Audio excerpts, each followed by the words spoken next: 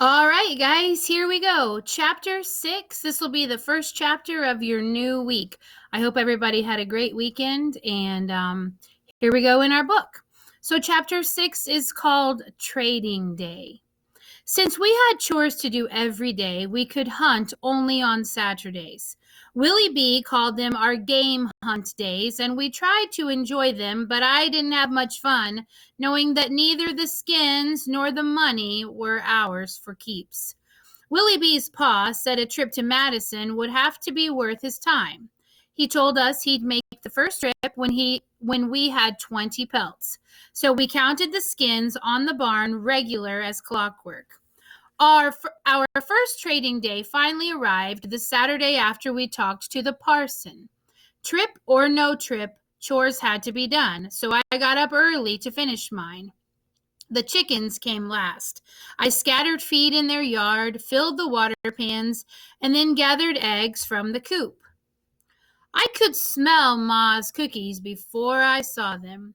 She was putting the last ones on a plate when I came in with the eggs. I set the basket on the drain board. Ma took me by the shoulders and turned me to face her. Is everything done? Yes, Ma, until evening chores. Will your jacket be warm enough? I think so. I have my flannel shirt on too. That's good. There should be plenty of food for both your dinner and supper.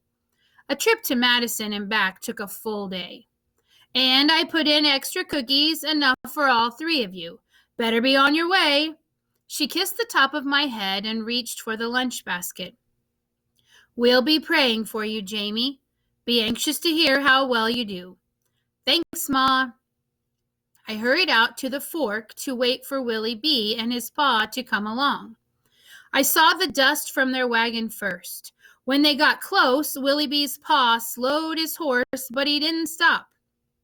I clambered into the wagon as Dog barked a greeting. Willie B. patted the bundle of pelts. Payday, Jamie. Feels good, doesn't it? I guess so. But I sure wish this was our last trip and not our first. You worry too much. We'll do fine. Willie B. settled back on some empty grain sacks, pulled his harmonica from his overalls pocket, and started blowing out a tune. I lay back too and watched the autumn leaves pass overhead. I could make out pictures where the sky broke through. We rattled on down the road for a while. Willie B. had stopped working on his harmonica and was resting with his head on his hands. Dog had her snout wedged in under his elbow. Her belly was bulging with the growing puppies. Willie B.'s pa was quiet like usual. Finally, he pulled the wagon off the road, turned around on his seat, and held out a jug. Go for water, boys. Stopping for a cold spring water was one of the best parts about a trip to Madison. Before I could even stand up, Willie B. had snatched the jug. Beat you! He jumped over the side of the wagon and took off for the spring. Dog lumbered along behind.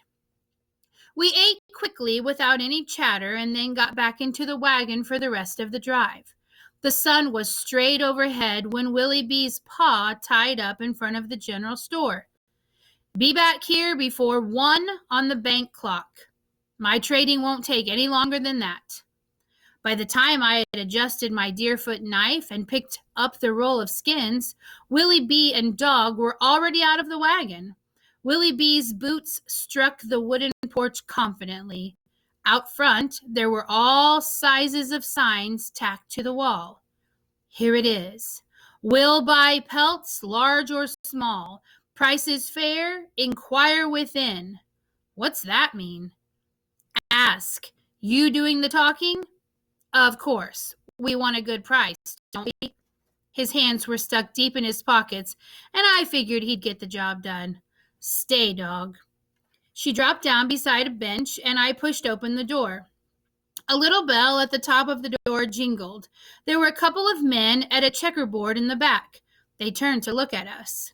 Off to our right, the storekeeper himself stood behind the counter. May I help you two? He had a bushy black mustache that curled up on the ends. We'd like to do some trading, said Willie B.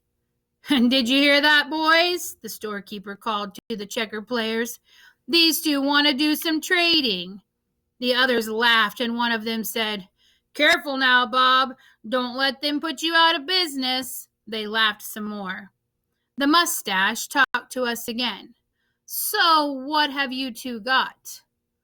The sign says, Willie nodded to the porch, you'll buy pelts. We've got 20 good rabbit skins we'd be willing to sell. Lay them out and let's have a look-see. I cut the string tied around our bundle and spread out the skins on the man's counter. He picked them up one at a time, measured them with his hand, and checked for bullet holes. He knew skins. You could tell by the way he looked them over. Finally, he turned back to us. This is fine craftsmanship, boys. Who helped you? No one, sir, Willoughby said.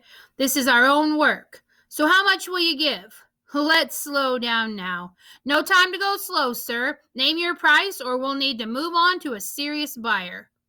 The man was sizing us up. I figured he just might tell us to move on, and he was sure to know we didn't have another buyer. Now, Willoughby, give the man some time to think. Thank you, son. I appreciate your consideration. Truth is, these are nice pelts and should bring a good price. I can give you $5 for the lot. Is that good enough? I could see Willoughby getting ready to wrangle, so I jumped in again. Why, that would be fine, sir. I hoped the man didn't notice my voice going up. That's 25 cents a pelt, Willoughby. That's real fair now, isn't it? Willoughby rubbed his chin with his fingers. I don't know. I stepped on his foot and glared at him. Oh, I suppose it's fair enough. Willoughby looked directly at the storekeeper. That is, I'll settle for $5 so long as we can count on you to buy some more next time we come to town. The mustache widened as he smiled. Businessmen, I see. Well, if your work is as well done next time, I'd be proud to trade with you if I can. How do you want your money? In goods? He bundled the skin back together and set them aside.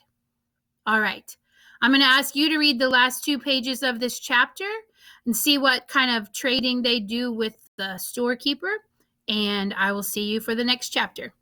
Thanks, guys.